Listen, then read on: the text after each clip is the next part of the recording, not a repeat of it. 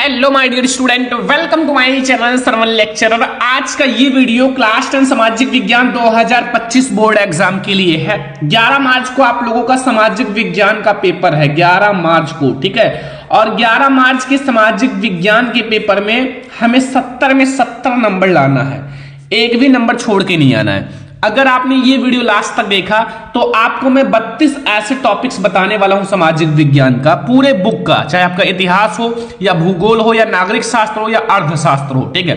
पूरे बुक के बस ये 32 टॉपिक अगर आप पढ़ लेते हो तो 11 मार्च को जो आप लोगों का सामाजिक विज्ञान का पेपर है ना, उसमें आप लोग आग लगा दोगे, मतलब पूरा नंबर करके आओगे, एक भी नंबर छोड़ के नहीं आओगे और आप 70 में 65 नंबर आप जरूर लाओगे 11 मार्च को सामाजिक विज्ञान के पेपर में, ठीक है। बहुत ज्यादा इंपॉर्टेंट ये क्लास है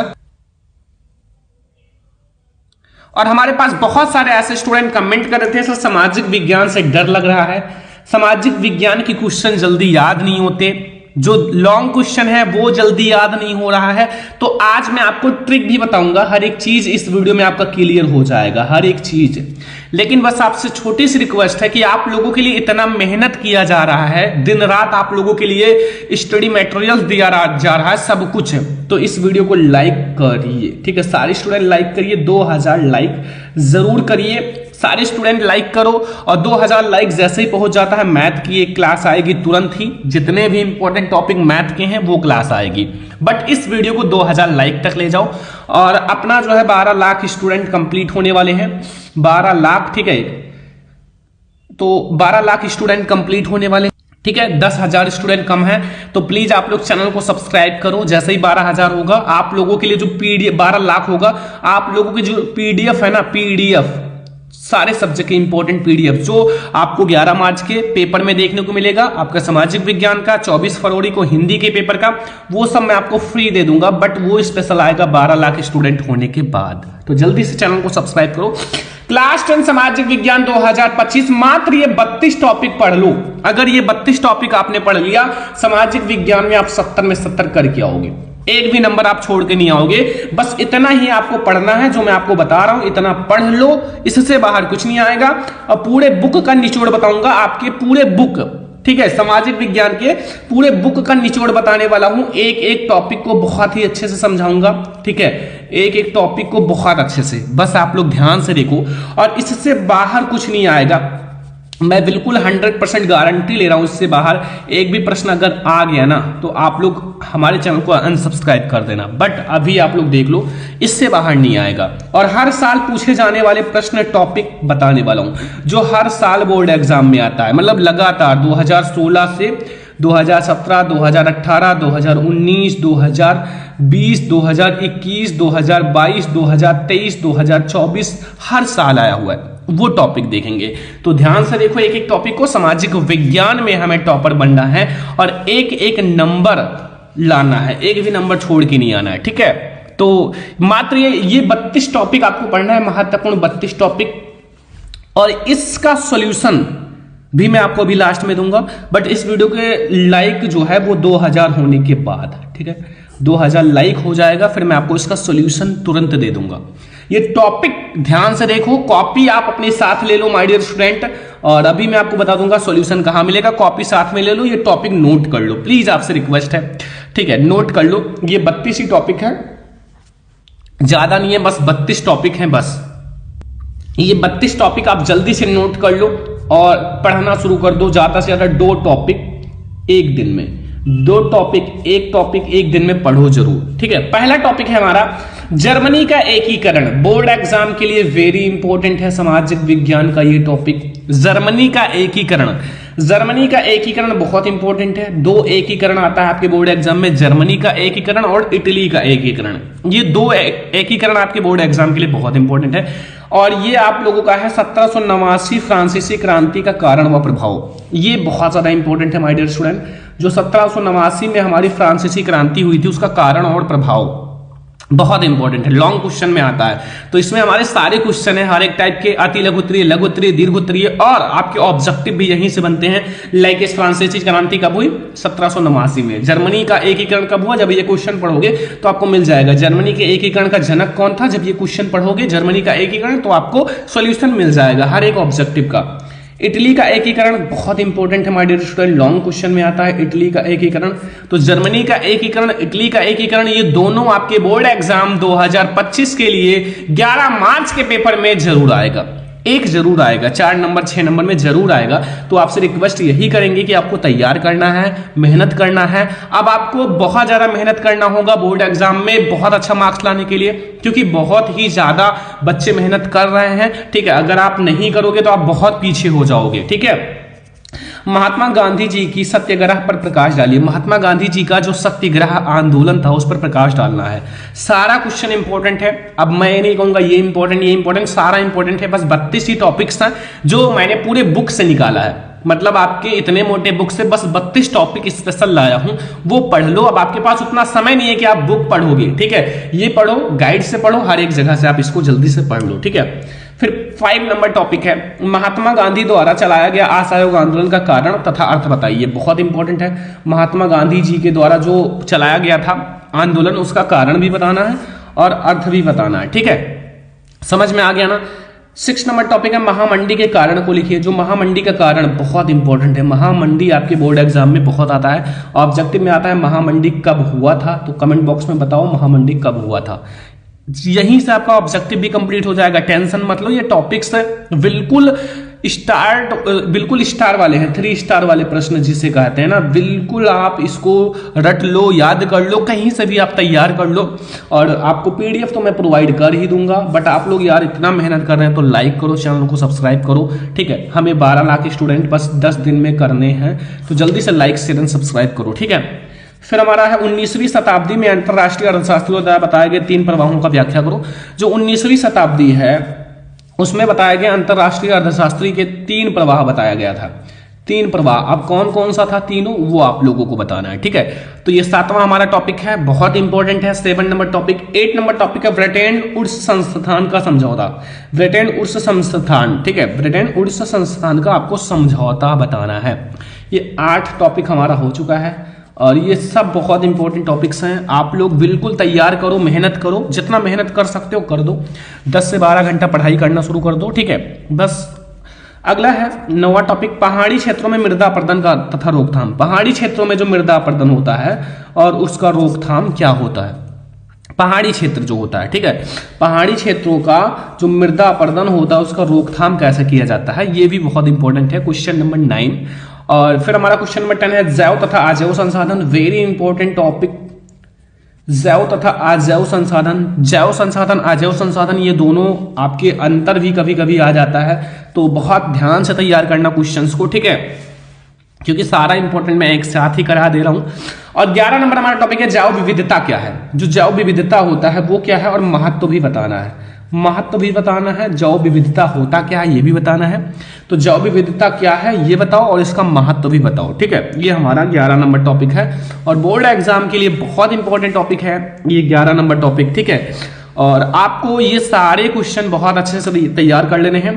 और 11 मार्च को आप लोगों का पेपर है सामाजिक विज्ञान का, और मैं आप लोगों के लिए ऐसी ऐसी क्लास लाने वाला हूं। मानचित्र का भी क्लास एक आने वाला है। एक मानचित्र की क्लास में आपका पूरा समझ में आ जाएगा, जिंदगी भर नहीं भूल पाओगे। ध्यान रखना, बस थोड़ा सा मेहनत कर दो, जैसा मैं बता रहा हूं वैसी तैयारी करना शुरू कर दो। मैंने आपको हिंदी का टॉपिक बताया, साइंस का टॉपिक बताया, सोशल साइंस का टॉपिक बताया, सारा कुछ मैं आपको बता रहा हूं, बस अब आपको पढ़ाई करना है। ठीक है, अगला है 12 नंबर टॉपिक मृदा अपरदन क्या है, कारण बताइए। मृदा अपरदन, मृदा अपरदन क्या होता है भाई। मृदा अपरदन आपको बताना है होता क्या है और उसका कारण भी बताना है कि किस कारण जो है वो मृदा अपरदन होता है। ये हमारा 12 नंबर टॉपिक है। ठीक है, और 13 नंबर टॉपिक है कि 3 राज्यों के नाम जहां काली मृदा पाई जाती है। 3 ऐसे राज्य बताओ जहां काली मृदा पाई जाती है और कौन सी फसल उगाई जाती है, उसमें कौन सी फसल उगाई जाती है। काली मृदा के लिए सबसे अच्छा जो होता है वो कपास की खेती होता है। का से कपास, का से काली मृदा। ठीक है, और ऑब्जेक्टिव में भी आता है ये क्वेश्चन। तो यहां से हमारे 13 टॉपिक हो चुके हैं। माय डियर स्टूडेंट, सारे टॉपिक नोट कर लो। ठीक है, और आंसर का पीडीएफ भी मैं आपको प्रोवाइड कर दूंगा। पीडीएफ जो है आंसर का 50 पेज में है। 50 पेज में इसका आंसर का पीडीएफ है। और बस आपको करना क्या है, ज्यादा से ज्यादा चैनल को सब्सक्राइब करना है, ज्यादा से ज्यादा लाइक करना है। ये मैं आपको फ्री में दूंगा, टेंशन मत लो, हर एक चीज मैं फ्री कर दिया हूं, आपका एक भी चार्ज नहीं लगेगा, ठीक है। तो बस मेहनत करो और हम आप लोगों के लिए मेहनत करने के लिए तैयार हैं। 14 नंबर टॉपिक पे आ जाओ कि बहुउद्देशीय नदी घाटी परियोजना के लाभ और हानि। बहुउद्देशीय नदी घाटी परियोजना जो है उसका लाभ बताना है और हानि भी बताना है, ठीक है। बहुउद्देशीय नदी घाटी परियोजना बहुत इंपॉर्टेंट है, इसका लाभ भी पूछता है, हानि भी पूछता है, तो दोनों आपके बोर्ड एग्जाम के लिए इंपॉर्टेंट है। 15 नंबर टॉपिक है भारतीय कृषि की 3 विशेषता। ये भी बहुत इंपॉर्टेंट है, जो भारतीय कृषि है उनकी 3 विशेषताओं के बारे में बताना है, ठीक है। भारतीय कृषि, जो भारत की कृषि, उनकी 3 विशेषता बताओ, कौन कौन सी विशेषता है, कौन कौन सी अच्छाइयां हैं, ठीक है। और 16 नंबर टॉपिक है चावल की खेती के लिए उपभोक्त भौगोलिक परिस्थिति का वर्णन। जो चावल की खेती होता है, धान, उसकी खेती के लिए जो उपभोक्त भौगोलिक स्थिति है उसका वर्णन करना है। बहुत इंपॉर्टेंट क्वेश्चन है 16 नंबर, और बोर्ड एग्जाम के लिए बिल्कुल इंपॉर्टेंट है। आपके बोर्ड एग्जाम में ये सारा बहुत इंपॉर्टेंट क्वेश्चन है, ठीक है। बोर्ड एग्जाम में बिल्कुल रट लो, तैयार कर लो, याद कर लो सामाजिक विज्ञान का। इसको एक बार हेडिंग तैयार कर लो, इसका हेडिंग, सामाजिक विज्ञान में हेडिंग तैयार कर लो माय डियर स्टूडेंट, हेडिंग याद रखो, फिर आप बना बना के लिख देना, कोई दिक्कत नहीं, ठीक है। 17 नंबर टॉपिक है कृषि की 3 प्रमुख समस्याओं का उल्लेख करो। जो कृषि की 3 प्रमुख समस्याएं हैं उसका उल्लेख करना है। कृषि की 3 प्रमुख समस्या कौन कौन सी समस्याएं हैं? पानी की असुविधा और जो यंत्र है उसकी असुविधा, ऐसे बहुत सारे आप बना बना के लिख सकते हो। कोई जरूरी नहीं कि आप किताबी भाषा लिखो, गाइड की भाषा लिखो, नहीं, अपने मन से भी लिख सकते हो, सामाजिक विज्ञान है, ठीक है। फिर अगला हमारा है परंपरागत तथा गैर परंपरागत ऊर्जा स्रोत का वर्णन। जो परंपरागत ऊर्जा स्रोत होते हैं और गैर परंपरागत ऊर्जा स्रोत होते हैं, इन दोनों के बीच में आपको वर्णन करना है, इन दोनों का वर्णन करना है, परंपरागत और गैर परंपरागत ऊर्जा स्रोत, ठीक है। बहुत इंपॉर्टेंट क्वेश्चन है हमारा, क्वेश्चन नंबर 18 ये टॉपिक हैं सारे। और 19 नंबर है सड़क परिवहन के 3 गुण। भाई सड़क परिवहन जो होता है उनके 3 गुण बताने हैं, आखिर उनके 3 गुण बताओ, जो बहुत इंपॉर्टेंट है 3 गुण, उसके बारे में आपको डिस्कस करने हैं। बहुत इंपॉर्टेंट क्वेश्चन है आपका 19 नंबर। 20 नंबर है ऊर्जा की गैर परंपरागत ऊर्जा का स्रोत। ऊर्जा के गैर परंपरागत स्रोत का वर्णन करना है। जो ऊर्जा होते हैं, ऊर्जा के जो गैर परंपरागत, एक होता है परंपरागत, ठीक है, और एक होता है गैर परंपरागत, 2 टाइप्स के होते हैं, ठीक है। तो परंपरागत गैर जैसे यहां देखो, यहां है ना परंपरागत और गैर परंपरागत ऊर्जा स्रोत का वर्णन, वैसे यहां आपका अलग से पूछ लिया है। तो परंपरागत अलग से भी पूछ सकता है और गैर परंपरागत अलग से भी पूछ सकता है, ये ध्यान रखना, ठीक है। एक साथ भी आ सकता है, अलग अलग भी आ सकता है। 21 नंबर टॉपिक है परिवहन तथा संचार के साधन किसी देश की जीवन रेखा का अर्थव्यवस्था क्यों कहे जाते हैं? किसी देश की जीवन रेखा क्यों कहा जाता है? ये बहुत इंपॉर्टेंट टॉपिक है माय डियर स्टूडेंट। सारा जल्दी जल्दी टॉपिक तैयार कर लो, अब आप लोगों के लिए टाइम नहीं है, मैं आप लोगों के लिए सब कुछ लाने वाला हूं, ठीक है। पूरी तैयारी कराऊंगा, ठीक है। आपका 24 से स्टार्ट है पेपर, 24 से, ठीक है, 24 की सुबह तक हिंदी की तैयारी कराई जाएगी, ठीक है। 8 बजे आपको पेपर देने जाना है, 4 बजे रात से तैयारी होगी, तो मतलब आज से ही स्टार्ट होगा और लास्ट तक चलेगी तैयारी। बस अब आप लोग तैयार हो जाओ। गठबंधन सरकार से आप क्या समझते हो? जो गठबंधन सरकार होता है उससे आप क्या समझते हो? बहुत इंपॉर्टेंट क्वेश्चन है, गठबंधन सरकार से क्या समझते हो? आप लोगों ने सुना होगा कि ये पार्टी गठबंधन कर लिया और जीत गए, ठीक है। 23 नंबर है टॉपिक संघवाद क्या है, इसकी प्रमुख विशेषता। बहुत इंपॉर्टेंट टॉपिक है, बहुत इंपॉर्टेंट। संघवाद क्या है और इसकी प्रमुख विशेषताएं, बहुत बार आया हुआ है, ठीक है। तो प्लीज आप लोग तैयार करो, मेहनत करो, जितना मेहनत कर सकते हो कर दो, अपनी तरफ से पूरी मेहनत करो, क्योंकि सभी लोग आपको ही देख रहे हैं। आपके मम्मी पापा सोच रहे होंगे टॉपर बनेगा, जिले में नाम रोशन करेगा, राज्य में नाम रोशन करेगा, टॉपर बनेगा, तो ये सब आपके हाथ में है। कितनी आप मेहनत करते हो आपका दिल बता देगा कि आप टॉपर बनोगे या एवरेज रहोगे, ठीक है। 24 नंबर टॉपिक है 1992 के संविधान संशोधन से पहले और बाद स्थानीय 2 अंतर लिखिए। जो 1992 के संविधान संशोधन से पहले और बाद के स्थानीय जो शासन के 2 अंतर बताना है। जो 1992 है ना, उससे पहले का और बाद का जो स्थानीय शासन है उसका 2 अंतर आपको डिस्क्राइब करने हैं, 2 अंतर, ठीक है। 25 नंबर है भारत की विधायिकाओं में महिलाओं के प्रतिनिधित्व का वर्णन। बहुत इंपॉर्टेंट है हमारे स्टूडेंट, भारत की विधायिकाओं में महिलाओं के प्रतिनिधित्व का आपको स्थिति क्या है, इसका आपको बताना है, ठीक है। 26 नंबर टॉपिक है बताइए कि भारत में किस प्रकार अभी भी जातिगत असमानताएं हैं। आपको ये बताना है कि बताइए कि भारत में अभी भी जातिगत असमानता है। बहुत सारे लोग जाति के कारण बहुत सारा लड़ाई करते हैं, मर मिट जाते हैं।